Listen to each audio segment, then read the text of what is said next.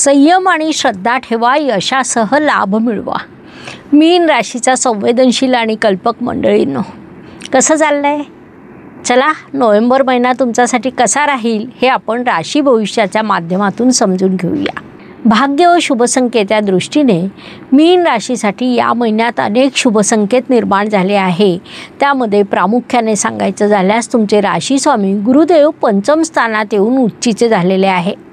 तसंच भाग्येश भाग्यात विराजमान आहे.